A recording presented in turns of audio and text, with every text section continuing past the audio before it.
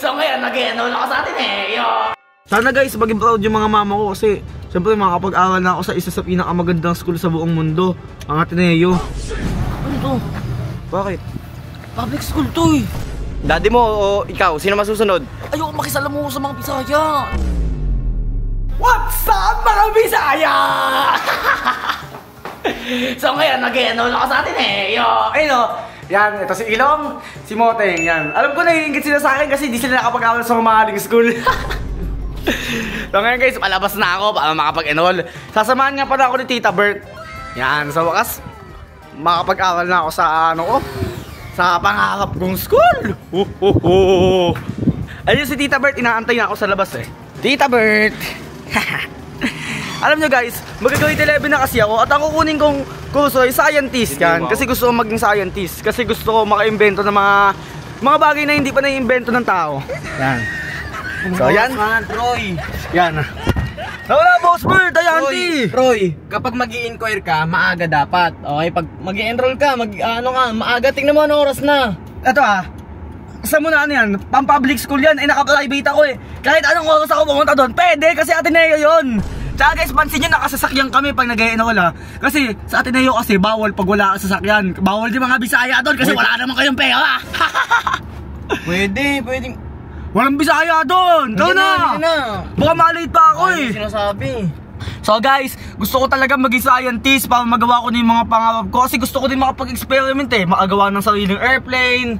Wow. Yung mga diba to? Mag-aaral ka magbuti para hindi sa akin yung pinapangaral sa inyo. Sana guys, maging proud sa akin yung magulang ko.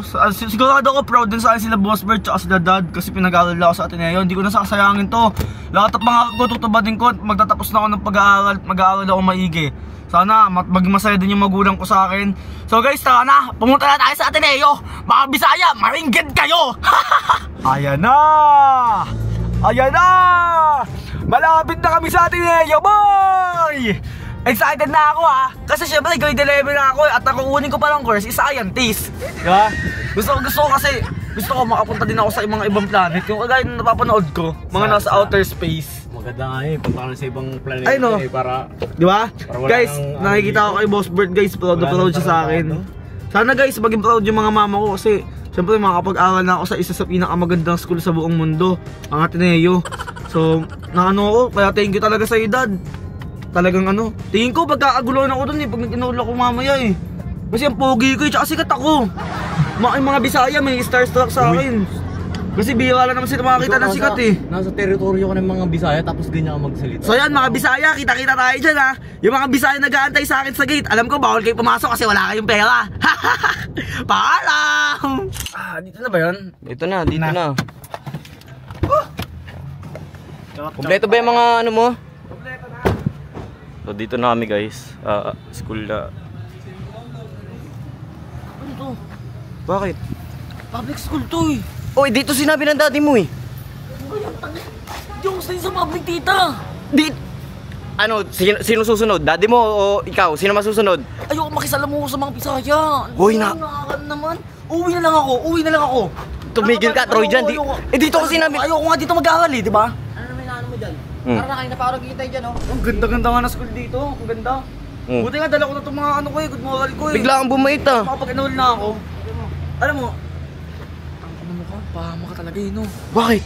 Ay nakamamaya ka sa akin sa bahay, latang napkin mo tatapon ko.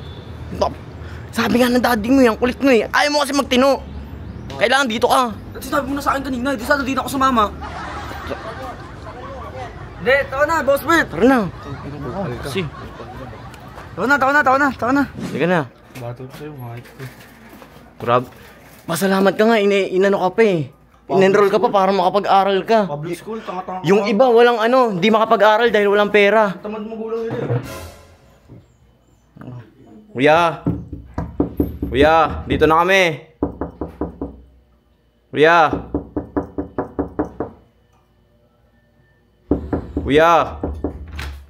Wait, ano ba yun? Dito na kami, na si Troy, nakapag-enroll na. Ano? Nandun, ayun Ayun dyan Oy, Troy dyan. Yung mo nakasimangot. Bakit? Sabi mo sa Ateneo ko. Ano sa Ateneo? Ganda-ganda ng forma ko. Dinala ako sa public school.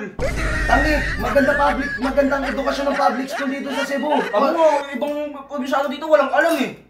Pinagsasabi mong walang alam, ang gagaling nga mag-English na mga tao dito sa Cebu eh. Sinabi ko nga doon nga nag-aaral mami niya sa may school na yun eh. Oo, Gusto ko nga sa Ateneo. Sabi niyo saan sa Ateneo? Tuloy dyan, wala tayong pang Ateneo, napakamahal ng tuition fee doon.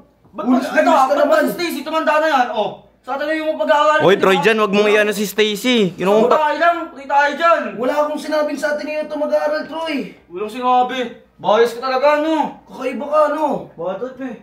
Troy dyan. Bastos talaga. Napakabasto. Di na lang ako mag-aaral. Sabi niya, di na lang daw siya mag-aaral. Ewan ko dyan. Batang to, hindi na lang maging thankful. Dami-daming batang di nakapag-aral dahil walang pang-aral, tapos nagagaganyan. Nga sinabi ko nga sa kanya eh. Anong Nag-ano doon sa may school. Nag-scandal sa school? Oo. Ayaw niya daw mag-aaral. Uuwi na lang daw siya. Hindi, di ba ala siya, umuwi siya. Mas maganda nga yun, umuwi siya, parang wala na sakit ng ulo eh. Pero pag pumasok yan doon, pagtripan nyo, yung mga mag-aaral doon, pagtripan nyo guys, para malaman niya kung gaano... grabing umaga to ha. Apaka-arte. Doon nga sa Malabon, di naman siya nag-aaral doon, 2 beses siyang bumagsak. Tapos dapat babagsak pa siya this school year kung di ko lang kinausap yung teacher niya. Sinabi mo ba mag-Ateneo siya? Wala akong sinabing mag-Ateneo siya, tsaka alam kung di siya makakapasa doon. Ang taas ng standard sa Ateneo, maliban sa mataas standard, wala akong pan-tuition. Diyos ko naman. Sige na, kausapin ko na lang.